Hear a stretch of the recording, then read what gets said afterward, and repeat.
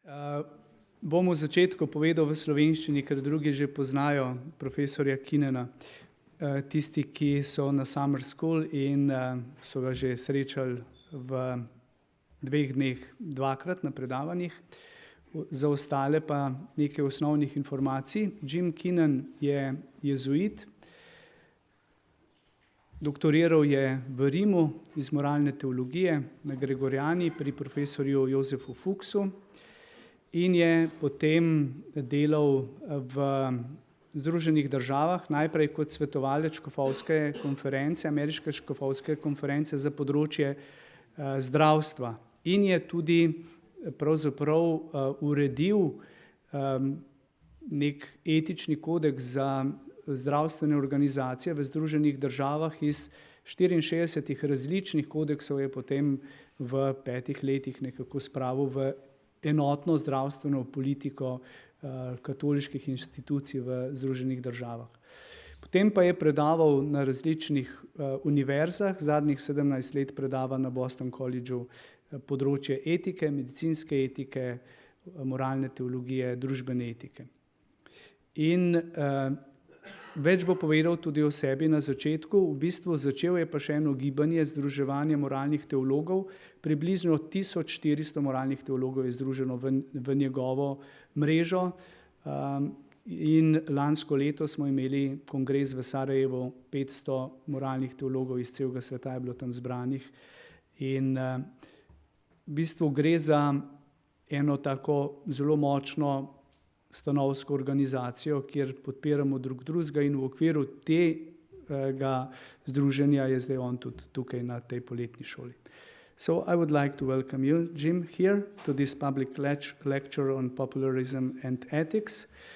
I hope you will enjoy also this evening. You are enjoying all the time here in Slovenia. His comment on Slovenians is that we are playful people.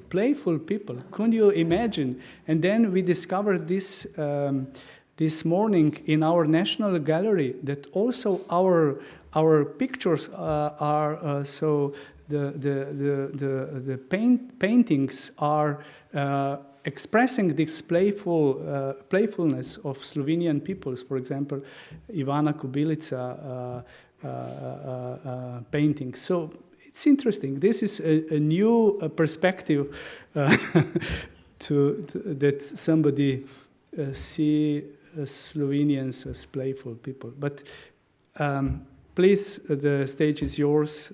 Enjoy this evening with this beautiful group audience here of young students. Thank you.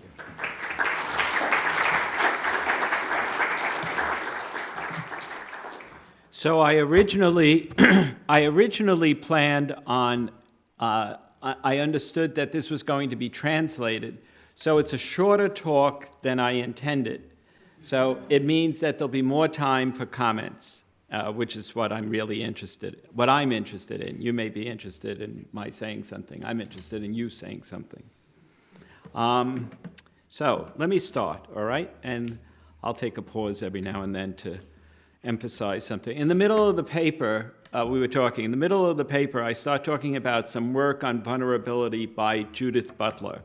But I think the rest of the paper is smooth sailing. I am grateful for everything that Roman has been doing for my stay here.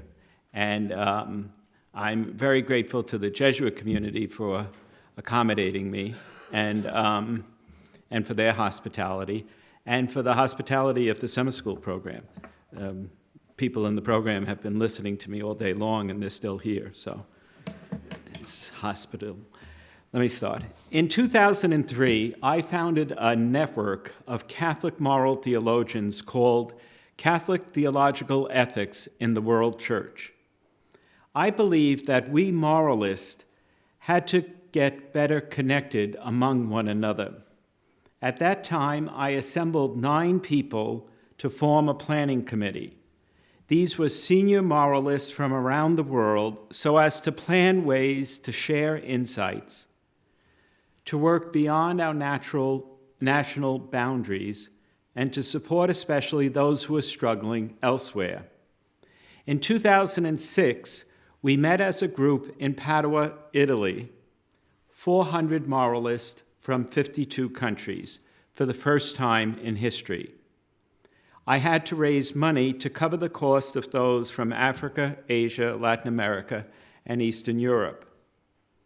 When we met in Padua in 2006, we had 5 panels of 3 major moralists from each of the 5 continents: Africa, Asia, Latin America, Europe, and North America. They each had to answer the same 3 questions: what are the moral challenges on our continent? How are we addressing them?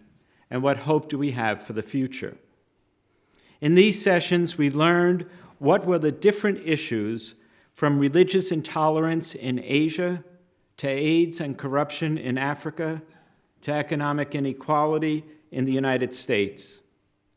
Interestingly, if we were to hold that meeting today, we would have heard the same challenge on each continent: popularism and climate change.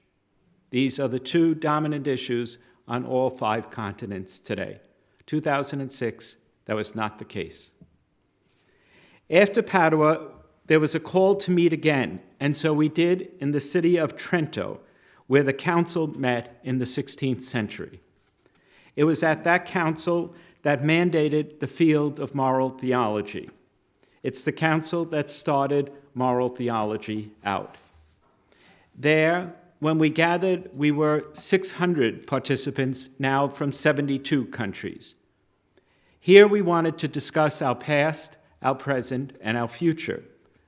Among the 600 were 167 new scholars, and though some were priests, many were lay people, including lay and religious women. Among the laity, many were married with children. The face of moral theology was changing. 4 major developments emerged from Trento. First, we developed a website. Our website is very easy: catholicethics.com. So you just put down one word, catholicethics.com, and you get to our website. Second, we decided on a monthly newsletter that we launched on December 1st, 2010, entitled The First, because it's the first of its kind and is sent out the first of every month. It contains regional news, updates, book launches, job openings, and the widely successful Forum, a monthly op-ed piece that comes from each of the 5 continents. These Forum pieces are now archived and frequently cited in contemporary research. You can receive The First by simply signing up on our website, catholicethics.com, and you'll get our newsletter. There are about 1,500 people who get it so far. Third, we decided to launch a book series. Working with Orbis Books, we designated for each volume a planning committee member to co-edit with another ethicist from yet another continent, a volume that effectively invited 25 different contributors from around the world. I edited the first volume, the plenary papers that were published in New York, Aparecida, Bangalore, and Manila. The second volume was on women and feminism, and it came out in 2014. Then Just Sustainability came out in 2015. Migration in 2016, Biblical Ethics in 2017, 2018, The Place of the Theological Ethicist in the Local Church. And at the end of this year, we have 2 volumes, again, that I edited, one on the papers of our most recent conference, and another on street homelessness. I may say something about this collection of essays on street homelessness later. Because one could only contribute once in any of these 7 volumes, we have over 175 different moralists writing in this series so far. I believe that this series has so affected theological and ethical research that when we write about ethics today, we think globally. We look beyond our localities and try not to be dominated by the Northern paradigm. No one dares to have a collection of only Germans, or only French, or only Americans, or only Slovenians. It's simply not accepted if you're doing a work in ethics. We are now necessarily connected. Finally, before holding another major international conference, we decided to meet regionally. Reflecting on an initiative that was held for moralists across Southeast Asia in Manila in 2008, we decided to host continental conferences. In Nairobi, 35 African moralists met for the first time in 2012. For Europe, we realized the need to bridge build. Ethicists in Western Europe knew one another, but ethicists in Central and Eastern Europe did not know people in the West, for the most part, and many in the West did not know those in Central and Eastern Europe. So I started working with Roman, that's how I got to meet him, precisely so that we could try to build this bridge. And he and I worked on a conference in Berlin and then one in Krakow. The Asians decided that they wanted to be bigger than anyone, and they are. And in 2015, more than 100 Asian moralists met in Bangalore. And then our final conference was going to be in Latin America, and therefore they wanted to be bigger than the Asians, and so they were too. Having held these conferences, it was time to call a third international conference, and so we decided to meet last July in Sarajevo. We chose a site that is neither the industrialized world nor the global south, but instead we believe that Sarajevo provided a bridge to both. In the wake of its historic siege in 1992 to 1995, Sarajevo offered us three vital contexts: peace building in the aftermath of ethnic conflict, interreligious and cross-cultural dialogue in a predominantly Muslim city, and economic struggle with 40% unemployment. We met last July in Sarajevo, coming from 78 countries, to work together, making our network more effective, to address three compelling issues: the climate crisis, its impact on already marginalized populations, especially those who are migrating, and third, the tragic banality of contemporary political leadership. This was a phrase we used, the tragic banality of contemporary political leadership. At our conference, there were no bystanders, everybody was involved in it. As moralists, we need to be engaged. In a world where nationalistic popularism tears apart any global cooperation, where the abandonment of the Paris Climate Accord mirrors the abandonment of migrants and refugees, where civility is sacrificed by the banality of self-interest and the common good is trampled, we need to be globally connected and active, abandoning the domination of the global north and looking beyond local interest. We need to keep growing and deepening our network, making it more effective and more responsive to a world and church in dire need. We have the capacity, the resources, and the commitment to do that. At that conference in Sarajevo, popularism, vulnerability, and the virtues were constantly raised. Let me now offer you some insights from that conference and from elsewhere on these three issues: popularism, vulnerability, and the virtues. Linda Hogan of Trinity College, Dublin, who was co-chair with me of the Catholic Theological Ethics in the World Church, gave the final plenary proposing an ethics of vulnerability for a divided world. So she gave the very last paper. We had 38 major papers given at this conference. It was a very active conference. And the first paper was by me, in which I said that Linda and I were resigning, and three other people were now going to take over, because we were now 16 years old and we wanted new leadership, and they had agreed, these three people, to take over. And so Linda ended up having the last word at the conference, and I had the first word at the conference. And at the end, then, there was a summoning or a sending forth. And so she proposed an ethics of vulnerability for a divided world. Now, I just want to give you a key here, just a flag. When I'm talking about vulnerability, many people think of vulnerability as meaning that I'm in need. If I'm vulnerable, I'm in need.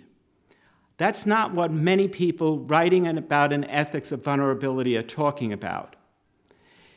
Rather, they're talking about if I'm vulnerable, I'm aware of your need. To be vulnerable is to be capacious.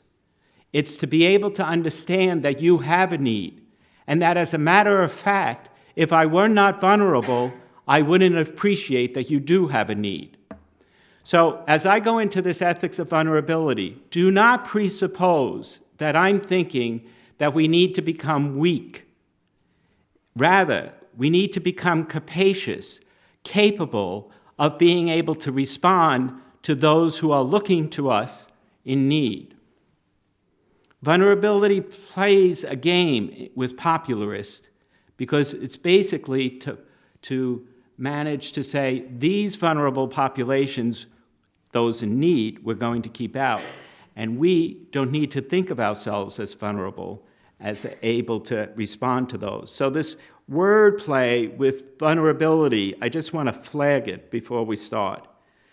Linda Hogan describes vulnerability, therefore, as a way of being, the ground of our relationality, and as a mode of social engagement. I'm going to come back to these three concepts: a way of being, the ground of our relationality, and as a mode of social engagement.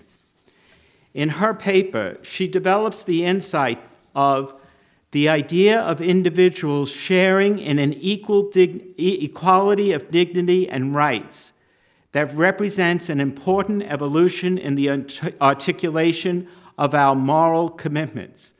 So she begins her paper by talking about an enormous achievement that's happened over the past 20 years, and that she says is the idea of individuals sharing in an equality of dignity and rights, a global view that all human beings have a call to equity and a call to dignity that represents, as she says, an important evolution in the articulation of our moral commitments, committed to the view that all people have a right to this dignity and the rights that belong to it.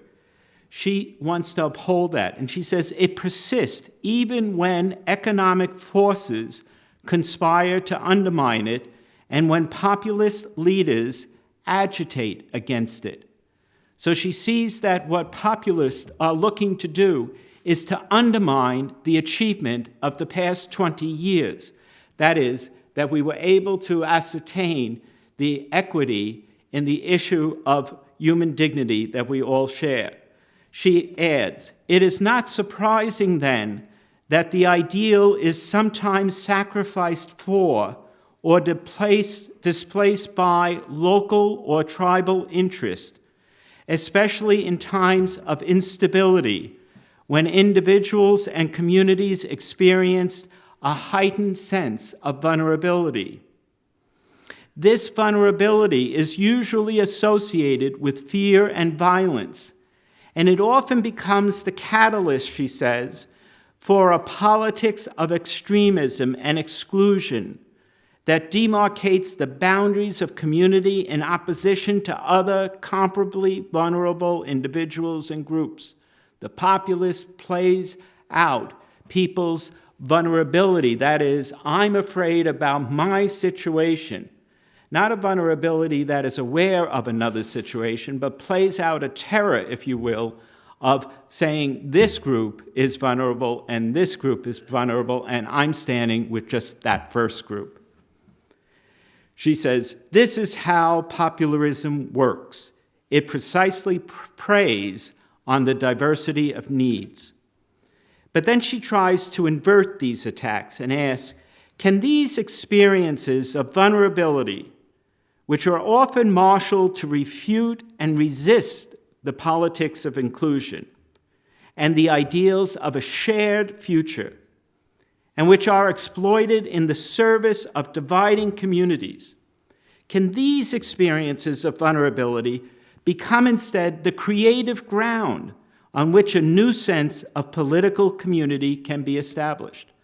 In other words, to flip this notion of vulnerability, to say that if we all became aware of that we are all vulnerable, maybe we would pay attention again to the equal dignity that we have that makes us vulnerable in the first place, and that therefore in a shared vision we could work together rather than having different communities pitted against different communities.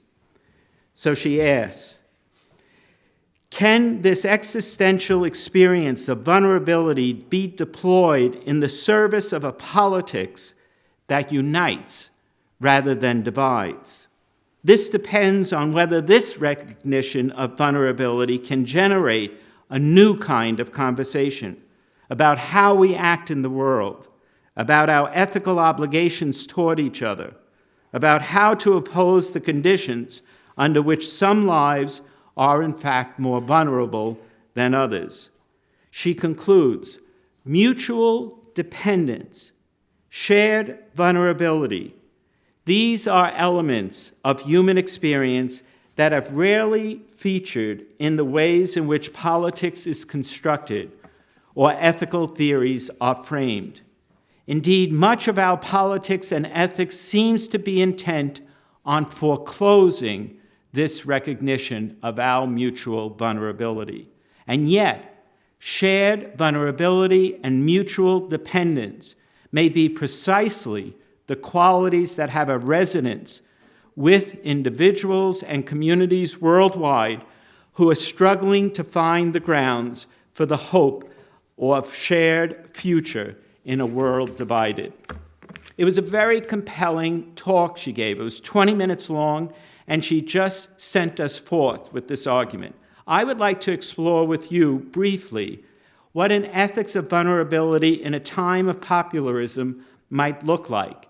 Indeed, in philosophy, theology, and social psychology, a good deal of recent work on vulnerability appears. This, again, might seem counterintuitive, but it's our vulnerability that's at stake with popularism. But first, to convey vulnerability, let me tell you a story. In the 21st chapter of T.H. White's wonderful The Once and Future King, we read a memorable account of creation that captures human vulnerability beautifully.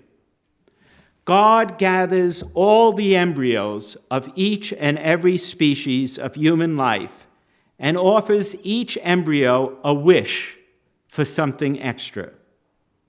The giraffe embryo gets a long neck for tree food. The porcupine says to God, I want to be protected so that nobody steps on me, hurts me, and gets a whole set of quills. And one embryo after another asks for a very special trademark that will protect them or empower them in a very particular way. And so it goes for the entire animal kingdom.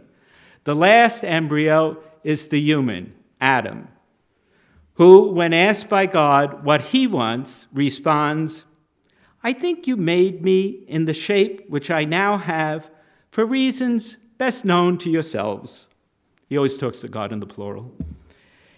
And that it would be rude to change. I will stay a defenseless embryo all my life.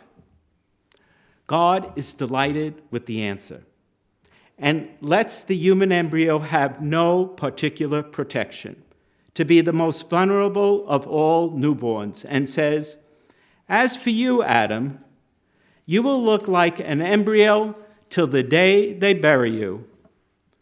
White's vision of the human embryo as the bearer of human vulnerability is remarkable, for behind this decision is the assumption that we are made in God's image, and if we are vulnerable, indeed, God is before us. And so White concludes his account with God disclosing to the human, to Adam, Adam, eternally undeveloped, you will always remain potential in our image, able to see some of our sorrows and to feel some of our joys. We are partly sorry for you, Adam, but partly hopeful. In 2005, Irish moral theologian Enda McDonough introduced us to the theology of vulnerability in a book called Vulnerable to the Holy in Faith, Morality, and Art. McDonough begins his treatment on vulnerability not with the human, but with God. God reveals to us God's self as vulnerable by the birth of Jesus in Bethlehem, his life in Nazareth, and his death on Golgotha. Thus, sounding like T.H. White, McDonough writes that to be made in God's image is to be made vulnerable. Thinking first of God as vulnerable is a remarkably important theological foundation. For in becoming vulnerable to the holy, we become prompted to look for the vulnerability of God in the Scriptures. And here I would suggest that we look at the parable of the prodigal son. To appreciate it, however, I would like to further develop the idea of vulnerability and then make a distinction between being precarious, or what we say, precarity, being precarious, and being vulnerable. On vulnerability, the American philosopher Judith Butler developed an entire ethics recently, reflecting on the prior work of Emmanuel Levinas and Hannah Arendt. In her own developed work, Butler writes, ethical obligation, this is the toughest part of my paper, so bear with me. I'll become emphatic, stop, pause, and see if you're awake. She writes, ethical obligation not only depends upon our vulnerability to the claims of others, but establishes us as creatures who are fundamentally defined by that ethical relation.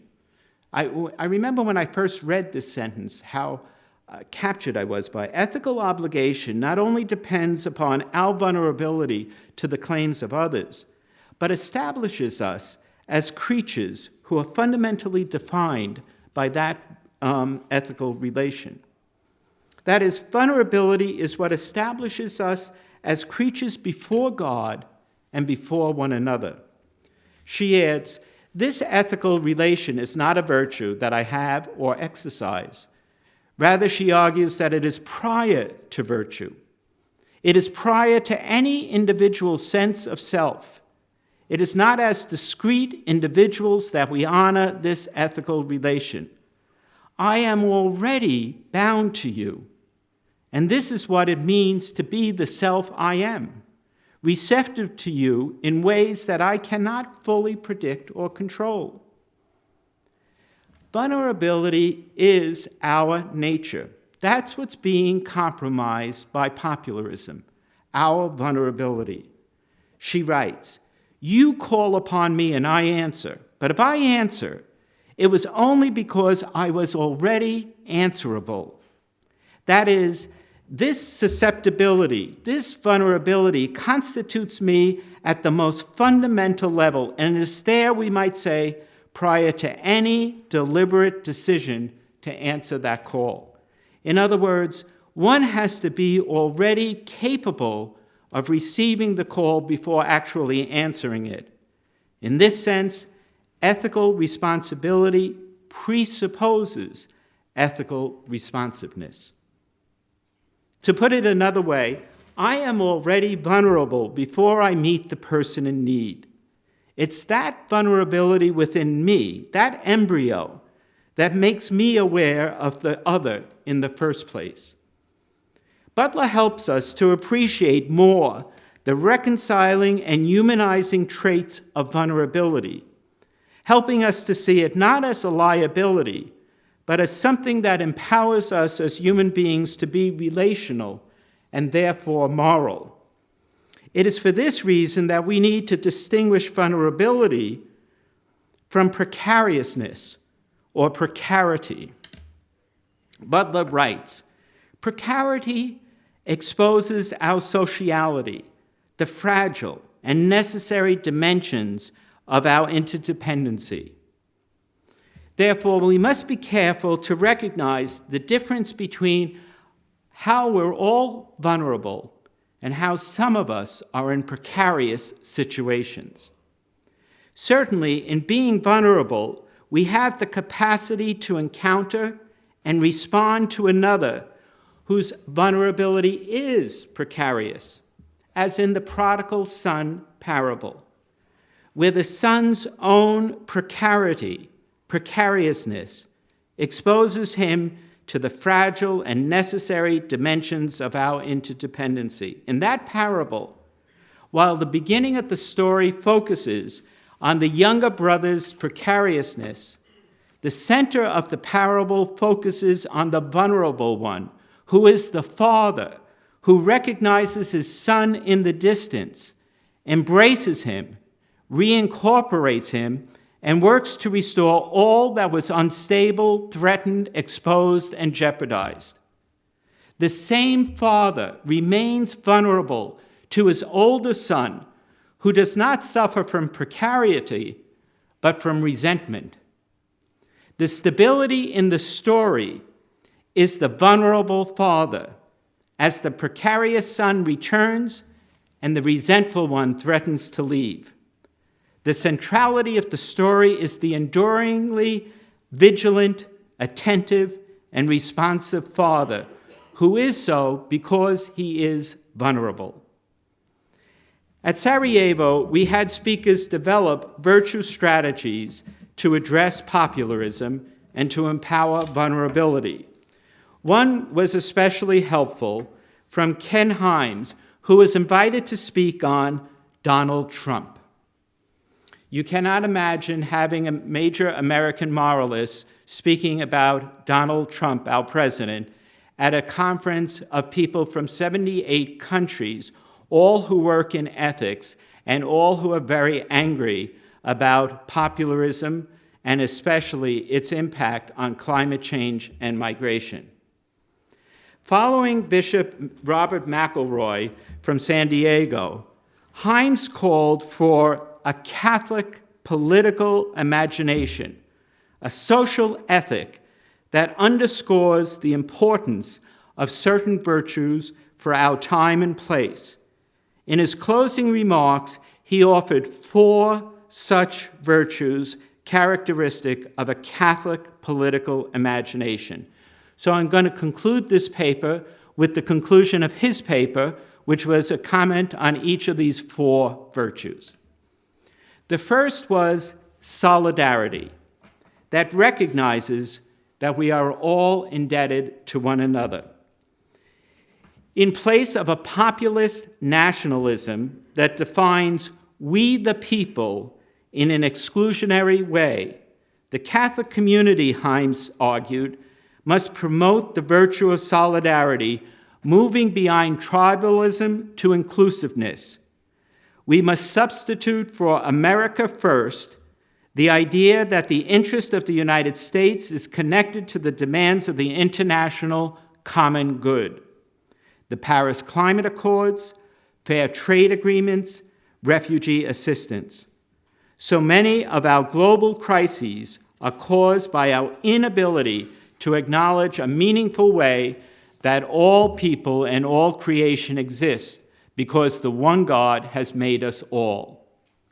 Second, social justice in the Catholic tradition, Himes argued, must always look to the perspective of the biblical triad of widows, orphans, and aliens. More people are being excluded from the social contract as we have become an unfair society. There is an inflection upon social justice that comes about because of the influence, and here's the second virtue, of compassion. Too many are callous to the suffering of others because those others do not share our political preferences. We must care about what happens to people rather than caring about who it happens to. So he's interested in compassion, precisely because without compassion, we never tap into our vulnerability. Compassion is if you will, that which allows us to remain vulnerable, to express our vulnerability. Third, another vital virtue of a Catholic political imagination is intellectual humility. A colleague of mine, Margaret Farley, calls it the grace of self-doubt. It's a wonderful, intellectual humility is really great. I love talking about it at universities because it's not often found. If a university needs something today, it's intellectual humility. And the grace of self-doubt really does help you teach better and learn better. So this intellectual humility, I think, is really needed for us today. The culture of resentment and polarization, says Himes, breeds arrogance, which makes political discourse difficult because there is so little humility in the way Americans engage with those with whom we disagree. It is hard to find common goods because we doubt we might learn something from the other political tribe. You can ask here in Slovenia, those of you from Hungary, those of you from Croatia, those of you who are coming from other places, how much, Romania, I can see Romania smiling, how much intellectual humility could assist in the quality of discourse within our own national boundaries. And finally, perhaps the most urgent at this time is to recover the virtue of hope. Himes writes, "It was the Roman satirist Juvenal, writing at the time after the Republic ceased to exist and the empire began, who said of the Roman people, 2 things only the people anxiously desire, bread and circuses. It is easy to give up hope because Trump is largely about the circus. He provides little in the way of substance, of bread. It helps Trump if we keep drawing attention to and even contribute to the political circus of Twitter tweets, repeated lies, and personal attacks. It is greater economic fairness and social solidarity that can prevent him or other demagogues from success." I'll repeat that. It is greater economic fairness and social solidarity that can prevent him or other demagogues from success.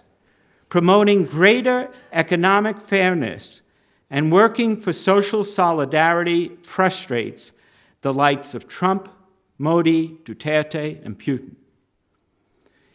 Himes concludes, "Our hope in this time of crisis is that the Catholic community can join with other people of goodwill to work on behalf of those who need bread, who want politics to be nourishing, to be about substance, to serve the common good.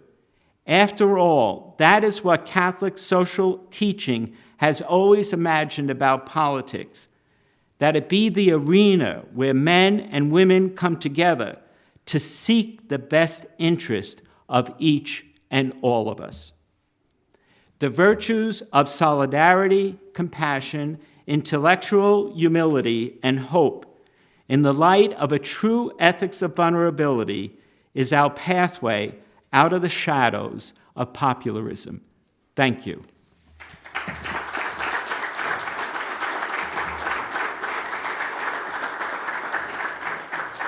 So I'll take questions.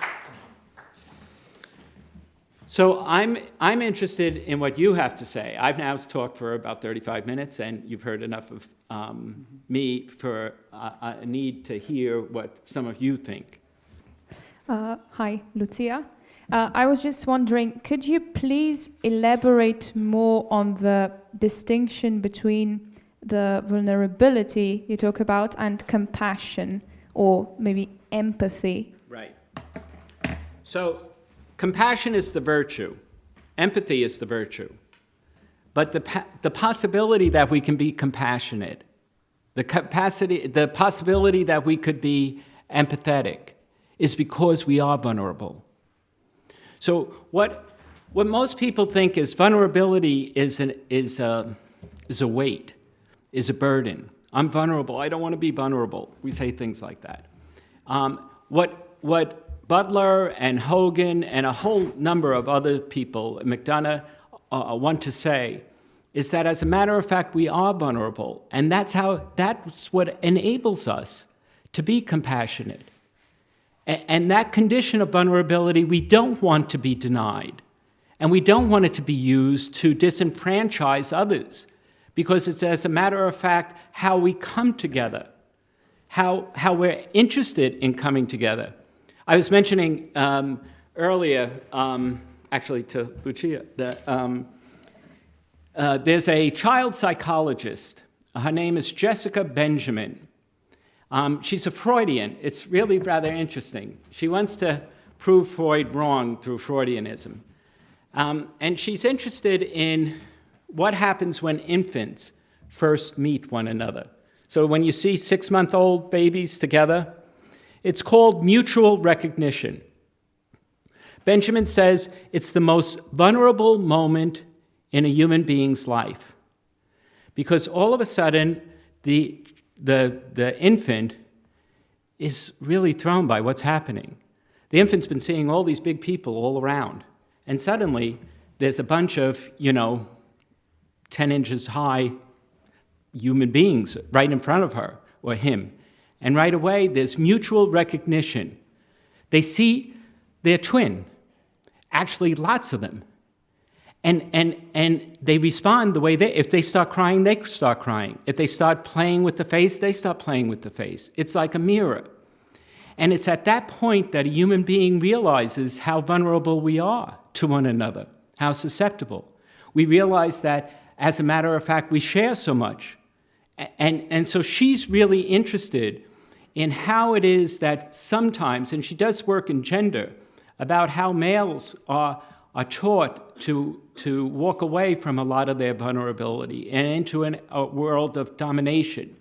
That's what she held earlier, in her earlier writings.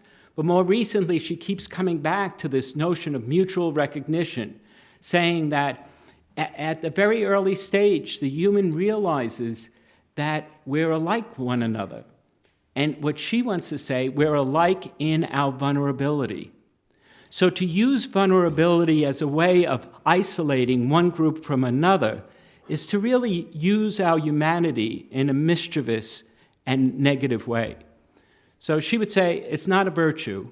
None of them want to say it's a virtue. It's prior to a virtue. It's what enables us to be virtuous in the first place. If we weren't vulnerable, we wouldn't look for strengths, habits that could help us to realize that vulnerability in an adult way. I think adults learn to be vulnerable by being compassionate, like the father and the prodigal son, or the Good Samaritan. The Good Samaritan is also vulnerable. He's the only one who's vulnerable to the man on the road. And it's that vulnerability, that awareness, that's an adult stance and an adult capacity, but needs to be realized through the virtue of compassion. I'll be briefer with other answers to questions or comments. Here's one. Thank you. My name is Peter. You spoke about the populism and about the problem that it brings, but my question is, how did actually? So if we look back, it's not from it was in the past. It was not a problem. So how it became such a big problem? Is it the way that actually the other way, other politics actually betrayed us? Because if we look what we have, especially maybe you're from the States, you have, okay, on one way Trump, but on the other side you have identity politics, you have political correctness, and all the things that are also in moral wrong to us. So I think that populism is actually answer to the problems that people have, and often, as I see it, it responds to some of the questions. So how to make it like in future? Because the opposition of it as we see it now in the world, I don't see is as a solution. So how to make the good parts of populism that listen to the people, and at the same time having it, including the moral standards that it lacks. So how to make it in the future. Right. Thank you. Popularism, I think, arises from popularist arguments. Popularist arguments that try to tell you that this way of looking at equality is not right, because you're not going to win if we stay equal. For us in the United States, to look at Obama and to go to Trump, like wherever I teach in Rome, I teach also in Bangalore. I have people who say to me, how did you go from Obama to Donald Trump? And that's something that we didn't believe would ever happen, and it did. And it happened for a variety of reasons. But one of it was to use vulnerability as a weapon. And so Donald Trump went to different populations and said, you were overlooked, you were not included, and I will include you. And you do not want to include them. The issue of vulnerability was the argument that was made. Modi, when he ran in India the first time, he's running now again the second time, he talked to Hindus. You were not included. The Muslims have too much to say. The Christians have too much to say. You need to be mindful of your situation, and you need to affirm it. Popularist arguments are built on trying to give to one population that they have a right to their resentfulness about equality because they believe that they have been left out. But popularists never go to the marginalized. They go to those who already have power, that can exercise that power and can further marginalize those who were achieving some inclusiveness by some of the equality that was occurring. So in my country, the people who were most alienated were people of color. But that's not who Donald Trump went to. He went to different populations that were white, saying to them, you have been neglected, and used a politics of divisiveness to say you're not being treated equal. And that argument sold.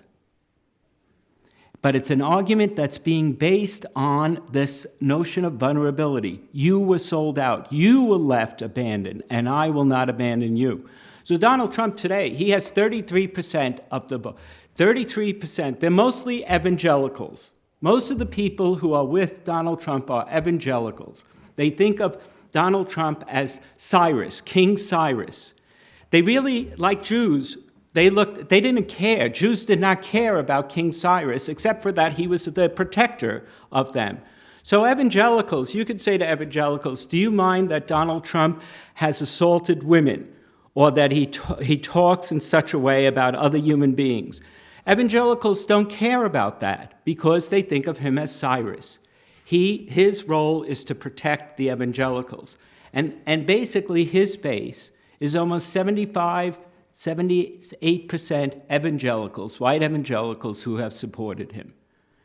And they heard the message that they were being overlooked. Just as the radical Hindus in India heard that from Modi, or some Filipinos who were concerned about some interest of their properties heard that from Duterte. The language of a popularist is to capitalize on the perceived, I've been neglected, I'm resentful, and I want change.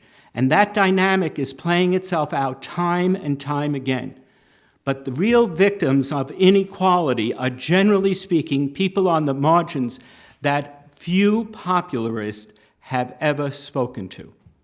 So, that's my position, but I think it's a position that more and more people are naming as a way that we see people perceiving and people moving forward. So yes, I think that a perception that I was left out was there, but we have to ask who perceives that and what was the message that was being given at that time. When Obama became president, people for the first time had health care as a guaranteed right, and now that's been threatened. Now, that's an issue about equality and equal access that did not exist before Obama and is not existing right now because it's under threat by what Donald Trump is doing with the national budget. So the very things about have I been left out, and one of the fascinating things, like if you look this week on the trade wars with China, what's happening is farmers are scared to death about this trade war because they're getting caught up in this trade war, and they feel like they're going to go down the tubes. So there's a variety of different people who are wondering where do they stand in this. But the evangelicals, those who back Donald Trump, they're his solid core, they're with him. And he will never do a trade war that affects an evangelical. My name is Mateusz, and I would like to ask you if you would mind elaborating on what you mean by vulnerability, because I'm not quite sure what you mean by it. What type of vulnerability are you talking about? Is it social vulnerability? Is it intellectual vulnerability? An anthropological one. Oh, okay. What I want to say is that to be human is to be vulnerable, and that we can never deny that, even though the politics today is to jeopardize that. That our only capacity to be even believing people, because to be a believing person is to be called by God. And the only way you could be called by God is if you're vulnerable to that. Vulnerability is the very condition that I can receive. Vulnerability is an anthropological description. To be human is to be vulnerable. And my vulnerability allows me to hear your question. And it also makes sure that I respect your question.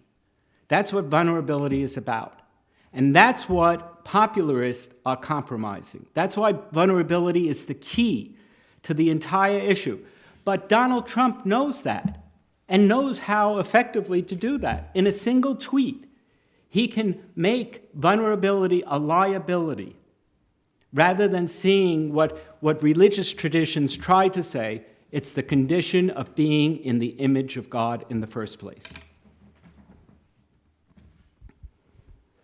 Is that answers your question, right? Anthropological. I'm not talking about a social vulnerability. I'm talking about an anthropological condition. The human being is vulnerable. Thank you. Yeah. Thank you. I am Hanna Konopaskova from Catholic Theological Faculty in Prague. And I should say at the outset, I'm no admirer of Donald Trump or of his political style or even of his character. But over the last decade or so, there has been really a measurable decline in welfare of the middle class in America and in Europe as well. Now, there is also another type of populism arising, which you haven't mentioned, such as Podemos in Spain, such as the young social democrat in Germany, Kevin Kühnert, who would like to nationalize fabrics like Volkswagen, etc. So isn't this really also a sign of something bigger, such as a failure of elites to represent us?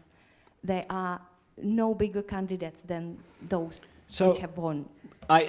Peter? Your name, Peter. So your question echoes a little bit of Peter's. If you look at the profile of who voted for Donald Trump, I'm just using Donald Trump, okay? I'm not going to use others. I'll occasionally refer to Modi or Duterte. I mean, there's so many populists to talk about. But I do want to say what they each use is vulnerability. And that if you're a Christian, you have to be alarmed by this. Because there's no point in being a Christian unless you know you're vulnerable. If you don't know that you're vulnerable, then you don't know anything about grace or why you need it, or reconciliation and why you need to be forgiven. once you have a notion of vulnerability, you can understand sin. You can understand why we need one another and yet why we're unable to realize a lot of those needs. So I want to put out that vulnerability is at threat. And interestingly, both you and Peter are bringing up other vulnerable populations and whether they're in the agenda. Whence I tried to talk about health and access to health, which is precisely what working class Americans did not have until Obama became president. If you ask, was it the middle class who elected Donald Trump? It isn't. If you ask, was it the farmer or somebody like that who elected Donald Trump? It isn't. It's again, the data will show you that we have different populations, but it's especially the evangelical population that gave us this election. So, yes, it's not the middle class that was suffering in the United States, but the working class that was sometimes not, that there was not a full response to. But that working class was divided about who to vote for. They were not the big supporters of Donald Trump, even though some of the newspapers you may read may claim that. The people who supported him, the people who brought him to the White House, and the people who are keeping him in the White House now are the evangelicals. It's not the middle class, and it's not the working class. They're right now caught in this friction of what's happening.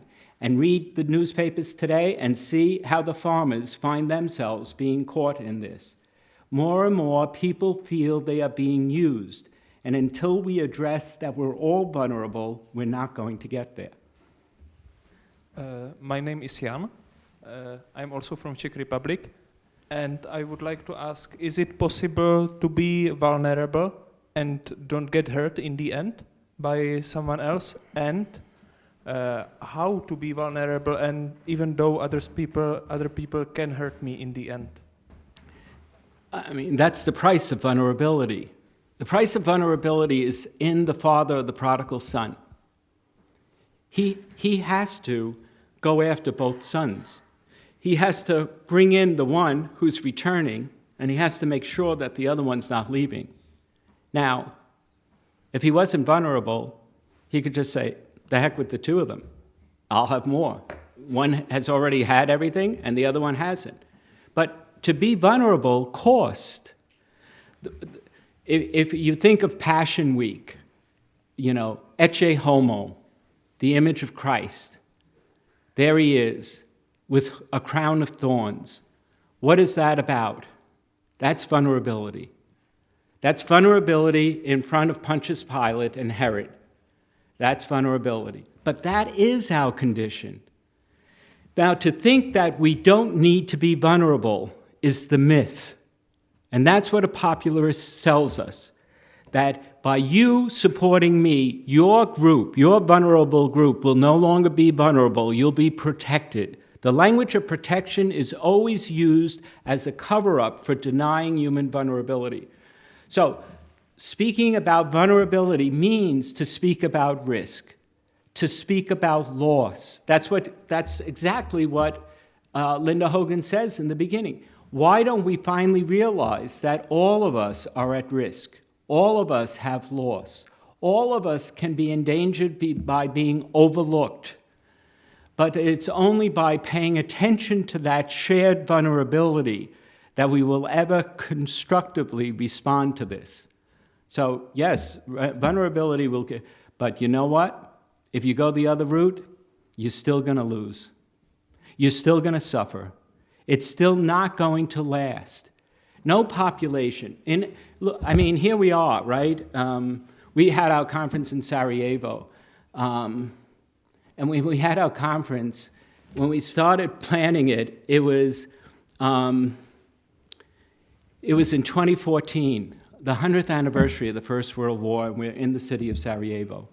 And then you move into the Second World War, where people in the Second World War believed that they had been deeply overlooked. and by denying that vulnerability, by being empowered, by being faithful to one another and not caring about anyone else and being callous to others, that would be the solution. But it wasn't, and it isn't. So I do think that we have to pay attention to the cost of being human. The cost of being human is found in our vulnerability. That's why those little children, those infants, start crying at some point when they realize what's actually happening. Hi, my name is Jonathan. At some point in your lecture, you talked about intellectual humility. Yes. Now, my question is, do you believe it's possible to nurture intellectual humility in a highly competitive world that is academia? And if yes, have you seen any systems of higher education that promote it better than others? The first part of your question I like. The second one, you're completely right. I haven't seen any successful models on advancing intellectual humility. Let me share with you a moment of intellectual humility, one of the many moments of intellectual humility that I've had to encounter. I decided one time, I was at Princeton, and I had been doing a fellowship there at the Center for Theological Inquiry, and I had just turned 40. This was a while ago, 25 years ago. And I had just turned 40, and I was like really keen about the fact of turning 40. And one thing I realized about myself was that when I was in my 20s and my 30s, I was really very nice guy, but I was really irresponsible. Everybody liked me, but if there was a deadline, I missed it, I made excuses, I had all sorts of things. And now at 40, I was much more responsible.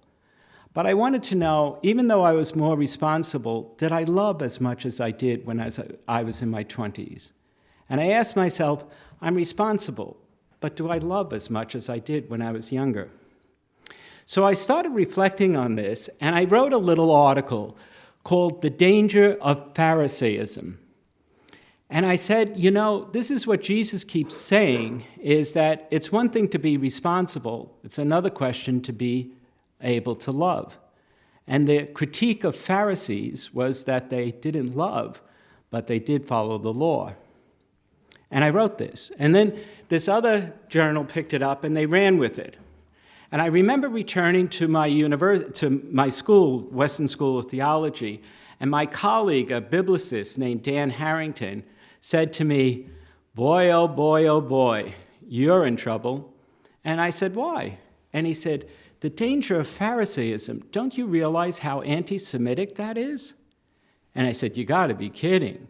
I'm thinking of Pharisees, you know, those people who did this and, you know, who followed the law, but, you know, they didn't do it with love.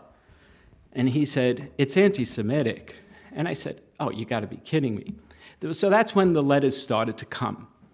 And I started getting these letters saying, you know, like, why are you attacking Jews with your situation here on Pharisaism? Why are you so disrespecting Pharisees? And why are you reducing all of Pharisees to this one vicious, judgmental stance that you have of Pharisaism? You don't know anything about Pharisees. So then I started writing. I said, well, there's Jewish blood in my family. I have 2 Jewish nephews. I was trying to do everything. I would write all these excuses. And then people would write back to me and say, you still don't get it. So I started thinking, I'm a Jesuit. What adverb that reduces a group of people to hypocrites like Pharisaism is there, other than Jesuitical? I mean, I'm thinking that I'm the very type of person that people will think, if they wanted to violently use a word, are Pharisaical or Jesuitical. But these 2 words are actually found as analogous to one another. So I started realizing that, as a matter of fact, boy, I really did miss it. So I started writing this whole thing that I realized that as a Jesuit I should have realized. I was once at a concert in the English College in Rome, where a person turned to me at a Christmas event of the English College and said, You know, many of the English martyrs of the Catholic Church came through these hallways. Unfortunately, among them were some Jesuits, and the blood of those Jesuits tainted the blood of the martyrs. I didn't know this woman at all. I turned to her and I said, "Excuse me, I'm a Jesuit and it's Christmas. Don't you think that's a hateful thing you said?" And she said, "Oh my God," and got up and left me because I was a Jesuit. She didn't want to be near me. So I knew how much disdain she had for Jesuits. And here I was reducing. So I write this whole nice little story, yada, yada, yada. And at the end I say, now I've learned my lesson.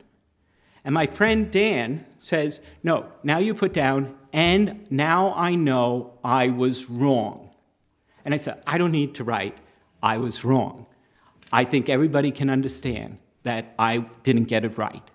But there's no need for me to write, and I was wrong." He said, "You need to write, and I was wrong." I said, "No, I don't. I need to say the story. I've just said the story. They'll all get it, and it's enough." He said, "Write, and I was wrong." You have no idea how hard it is as an academic to write, "and I was wrong." But I did, because Dan humiliated me. And I was already humiliated by these letters. Humiliation is not necessarily a vicious act. It can be a time of awakening. And so I wrote, "and I was wrong." And then I had this one person, Martin Marty, who's a very famous commentator on religion, said that for the first time he ever saw a theologian who wrote the words, "and I was wrong." And by that point, I had something like 200 articles or books written, and Martin Marty never commented on anything I wrote, except for when I wrote, "and I was wrong." So it was like doubly humiliating. But I found that more and more often I can say, "and I was wrong."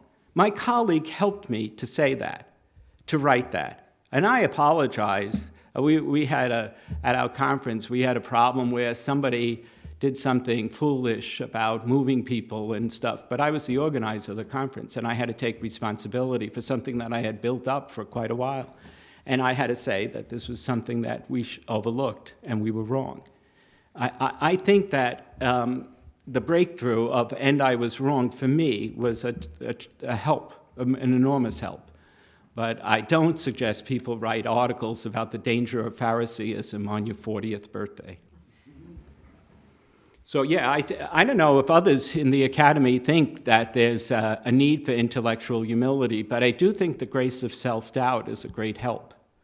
I think that when I have a lot of doctoral students I've worked with, and the best have self-doubt. And the ones who don't, I pray that they get it, because otherwise they'll never be able to say something that they're vulnerable to other people's critique.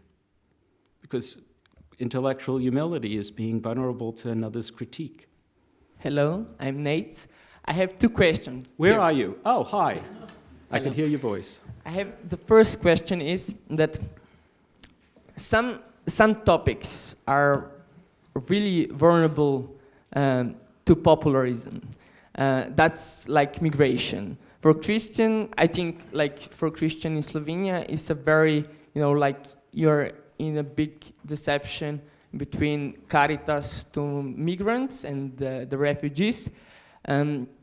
And on the other hand, there are people, to preserve national identity and also religious identity. And my question is how to address the debate like that. How to address?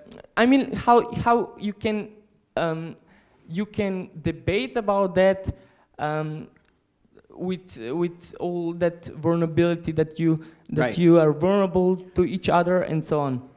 My second question is the best answer to popularism and to to each popularism and the popularism which it's just called popularism and they are maybe just arguments. Right. Great. So, I think that on questions of when you're talking about immigration in my country, it's very different from immigration here in Europe. First, we're a country that are immigrants. You know, you either were brought to America by slave ship, you were a native person, or you were an immigrant. One of the three. You were a native person, and we basically eliminated most of those people, or you were brought on a slave ship, or you were an immigrant. That's what the United States is, and that's actually what Canada is too. So immigration is part of our MO. So when we have debates about immigration, it's very different from the debates about immigration here. I don't think that what your position on immigration means that you're a popularist. I'm not saying that at all. I am saying, though, that if you want to use immigration as a weapon, then you're surrendering an understanding of vulnerability and some of the equity issues that we're interested in. So how you address immigration, I think, is really key, not what your stance is. I mean, if you look in Europe at some of the economies that can accept immigrants are different from other economies that can't. These are realities that people have to look at. So the question on immigration is there, but it's a global question. So we have to be asking, how are we talking about that? We don't need to be name-calling unless somebody is trying to get us to abandon the discussion in the first place. That would be a popularist position.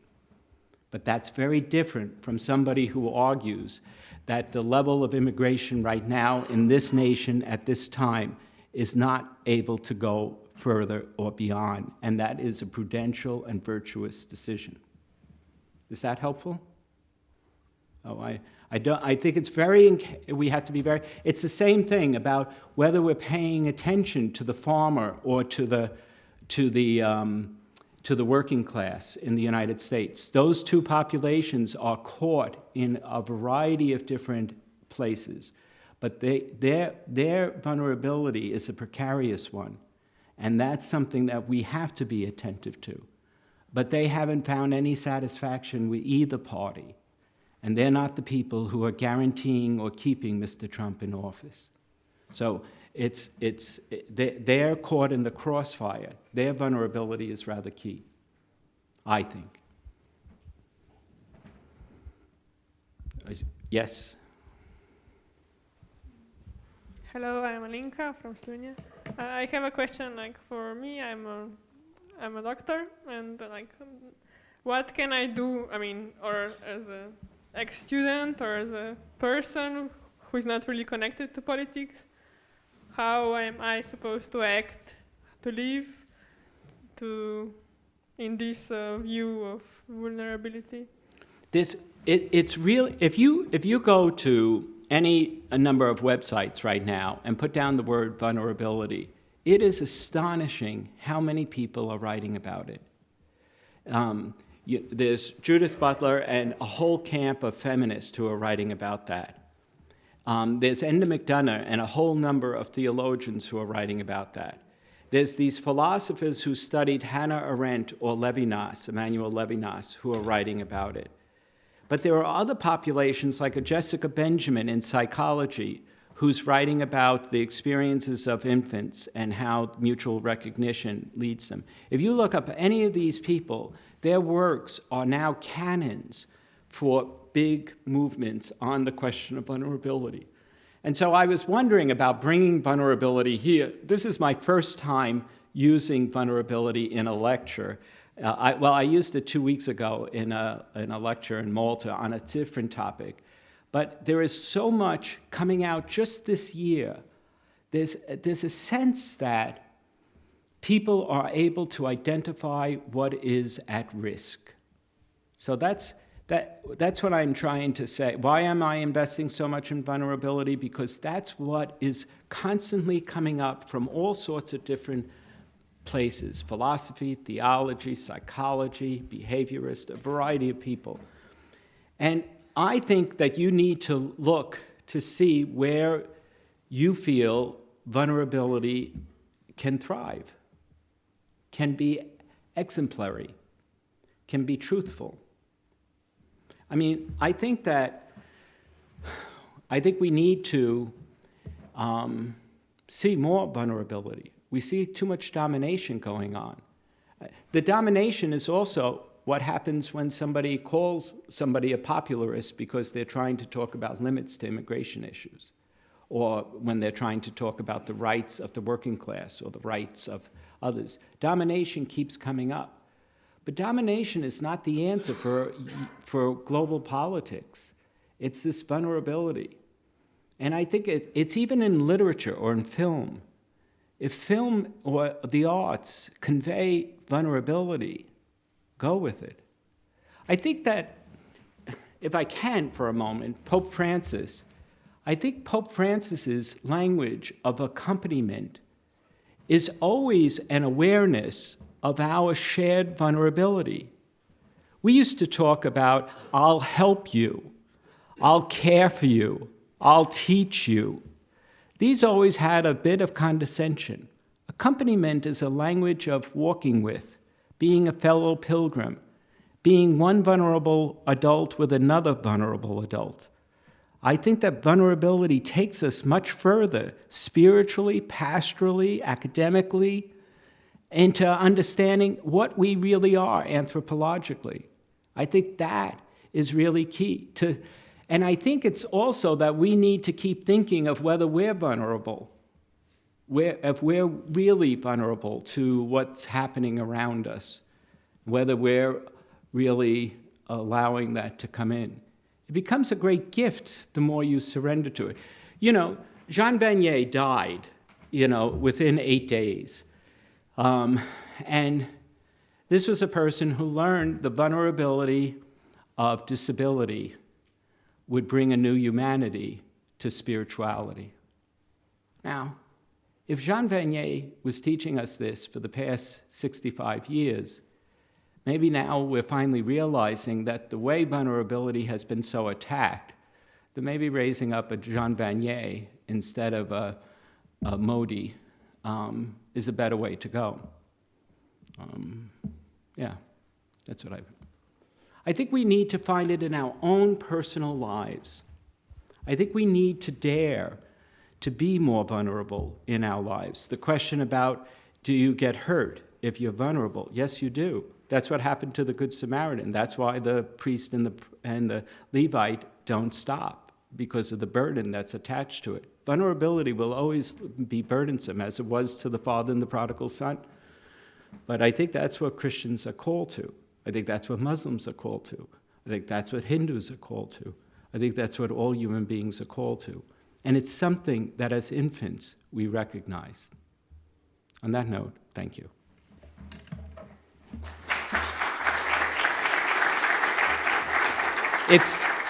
It's 9 o'clock, and I think that one thing intellectual humility requires is that you don't talk longer than you said you would.